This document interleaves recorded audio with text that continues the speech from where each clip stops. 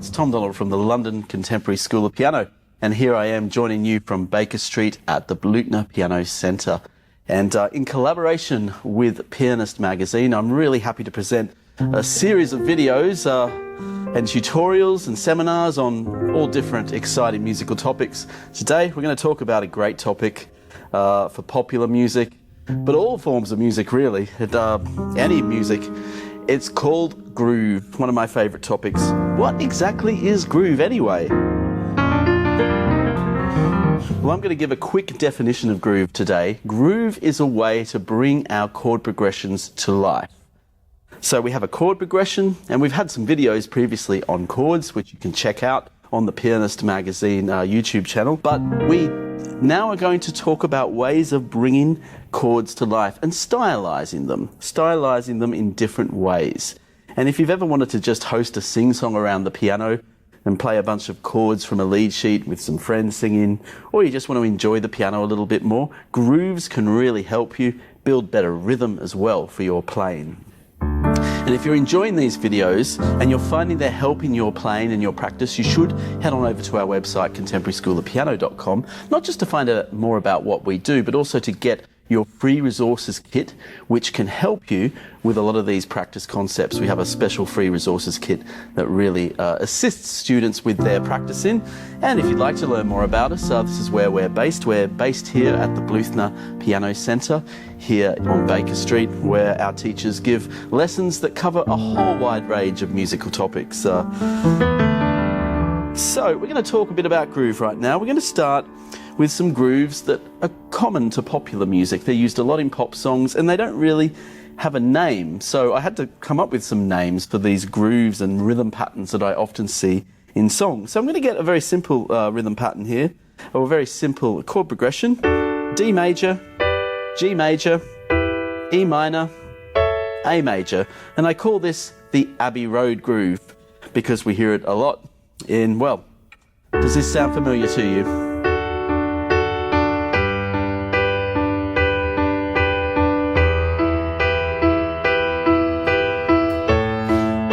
Let's do this in a couple of other keys.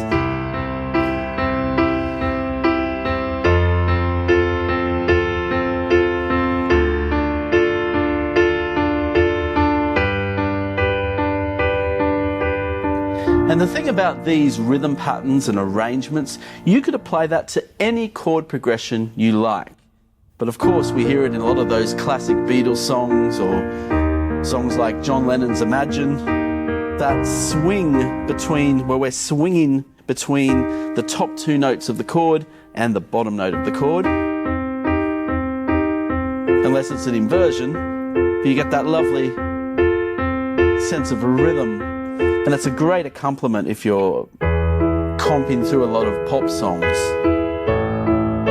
Put an octave in the bass.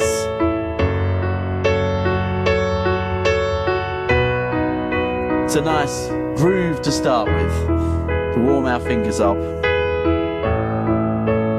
And perhaps if you wanted to improvise or add a melody in the right hand, you could transfer it to the left hand.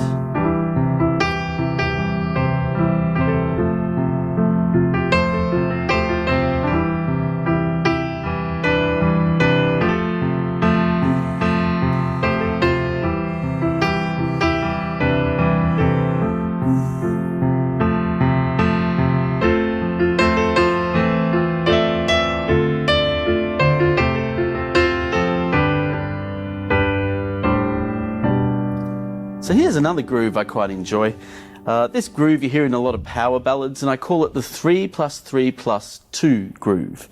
And we just grab any chord we want, really. I'm going to grab an E flat major chord for the sake of it, and we spin the chord around with a 3+3+2 configuration, all played in quavers or quarter notes, and you get this type of rhythm.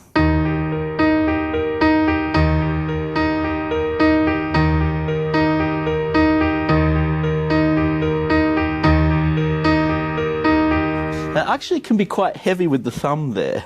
I know that's not some things we do in other repertoire, but we can be quite heavy with the thumb on this because it gives us that sense of rhythm. So you can sort of use the thumb's heaviness to help get that rhythm. And I'm going to bring the chord to life a bit more by turning it into an E flat suspended second chord. Just feels a little bit more up in the air, so we get this feel to it.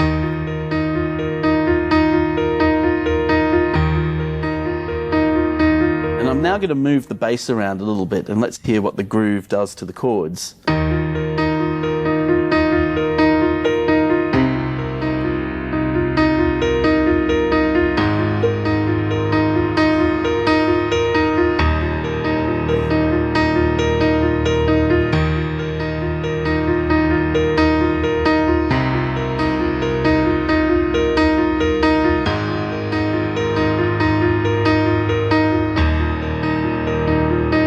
I can even turn the bass into quarter notes to get a real sense of power ballad to it. Lots of pedal, you can really go for it.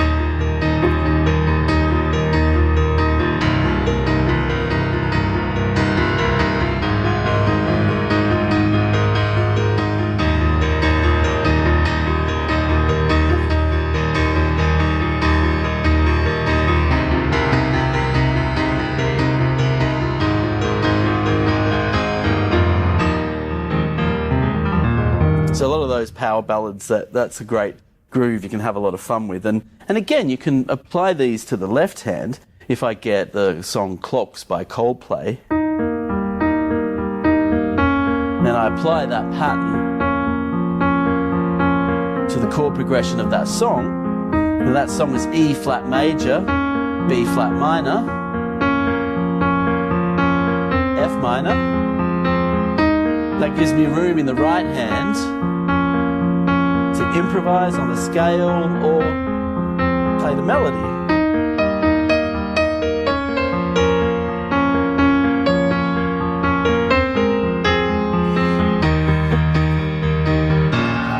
And then I can go back to just comping on it.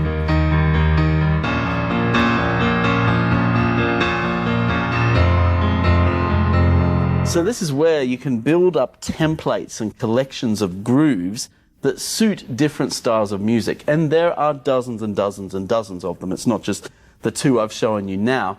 And by the way, if this is something you find interesting, at the London Contemporary School of Piano, we do have a groove mastery program, which you can purchase from our website, which has collections of different grooves that you can study to bring to your piano playing. But I'm showing you plenty here today to get you started with. So let me show you a few more.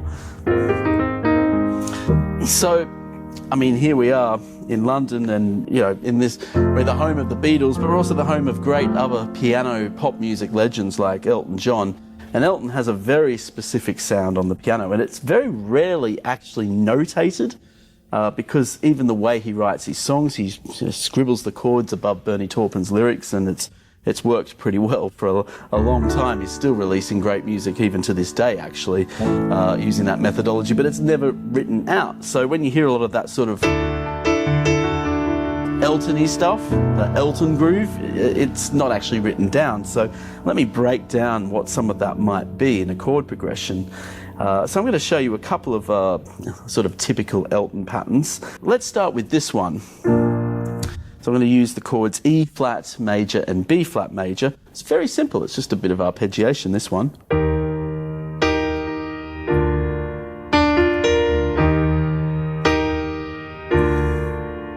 So I've got a block chord,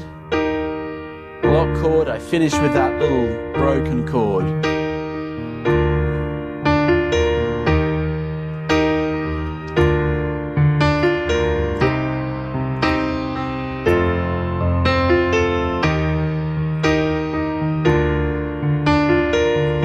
Just accompanying with some nice solid octaves in the left hand, lots of octaves. But I often can repeat just that top note of the octave, that sort of texture.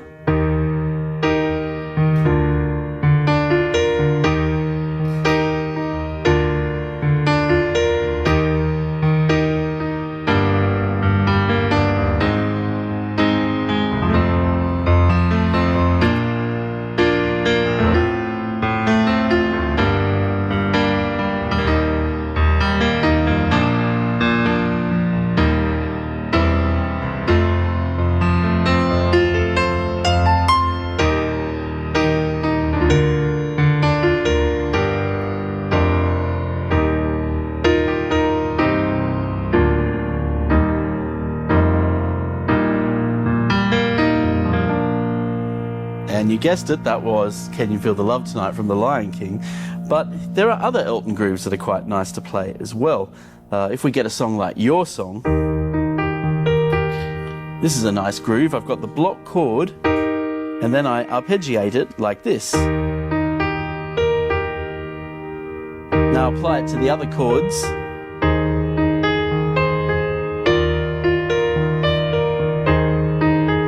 I'll do that again.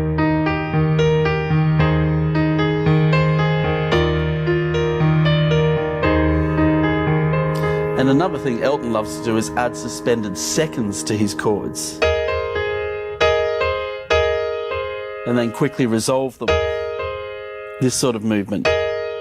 I'll do it on a C so you can really see it closely. I mean, it looks simple, and it is simple, but actually the execution of it can take a little bit more time. You need a bit of finger independence there. And you also need to accent that suspended second so the resolution is just a little bit more inevitable. It's not forced. This is not just an Elton thing, it's sort of a signature to pop music, piano grooves, and so we get these sort of effects like this.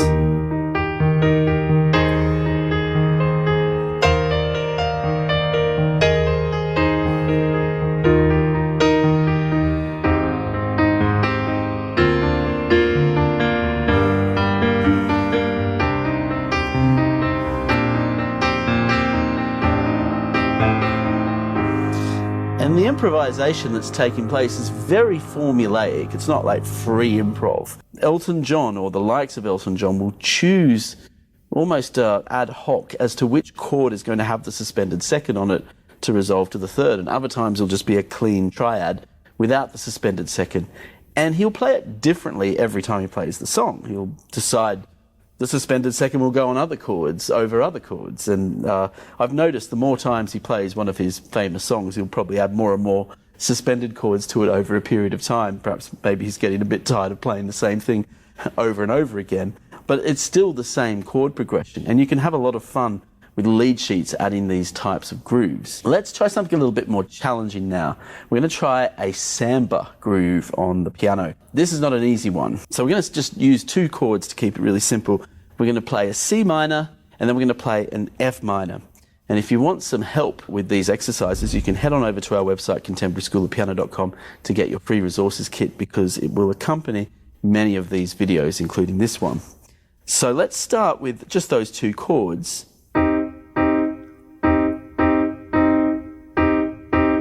Now I want you to learn this by ear, not just by notation. So to help you learn this by ear, I'm going to, in the words of one of my young students who came up with this, so I've got to give her credit for it. It goes like this. Monday, I just bought a goldfish. Monday, I just bought a goldfish. Monday, I just bought a goldfish. Monday, I just bought a goldfish. Then F minor.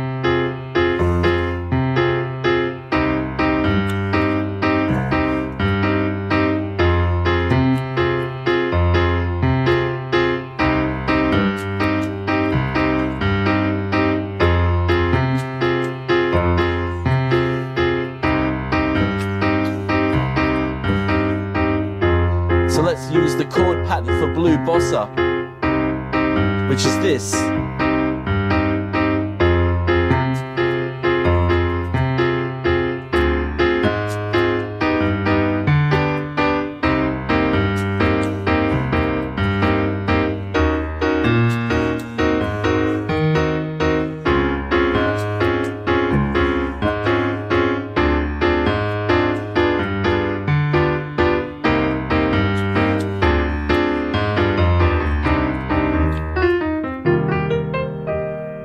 That's quite a challenging one, and you might just need to spend some time doing this. Just getting that groove into your body. It's like you're teaching your fingers how to dance.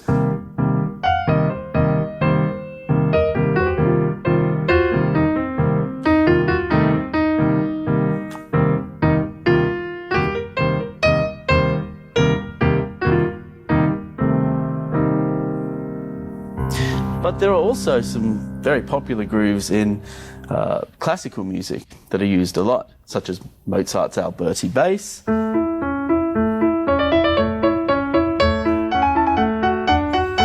great thing about an Alberti bass groove is that you can get a song and you can play it in the style of Mozart. You can just pick any tune and then just play it as if it were a Mozart piece of music or Haydn. But a good place to start is just by choosing the chord and practicing the scale over the chord, matching the same rhythm of the left hand. That just really helps build up your coordination. And then you can double it.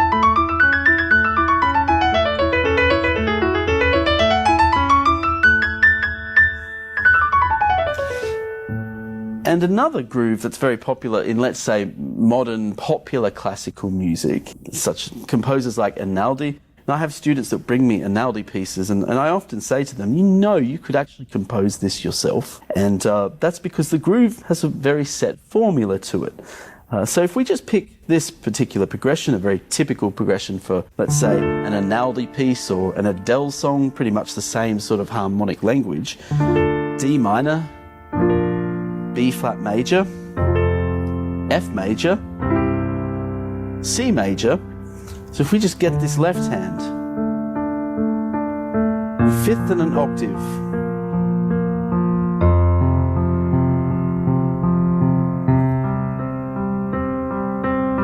just playing it all as quavers or eighth notes in the left hand.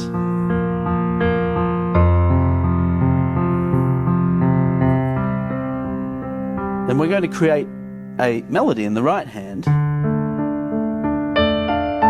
But before we do, let's just arpeggiate those chords in the right hand.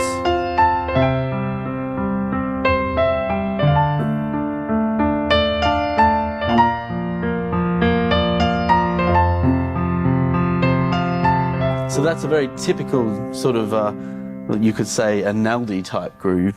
Or similar types of composers. There's a whole genre of this. There's hours and hours of music to sleep by on Spotify that uses these types of patterns. Very popular for people to listen to. So you can sort of play around with these grooves and generate your own compositions using these formulas. So I'm just improvising on an F major scale in the right hand.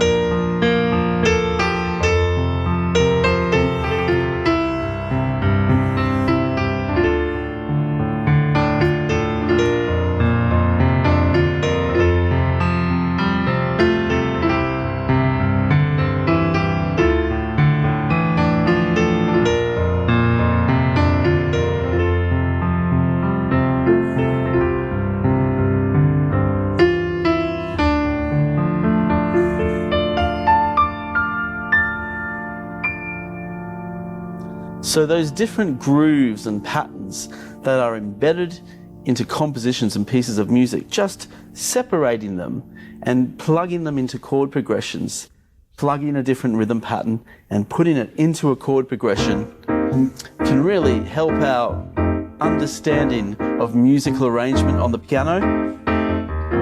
And groove and rhythm, I think, is a wealth of information in that topic alone that can really help our skills with rhythm. And if you'd like to learn more about groove, you can visit our website, contemporaryschoolofpiano.com, because on our website we do have a groove mastery course, a self-study course.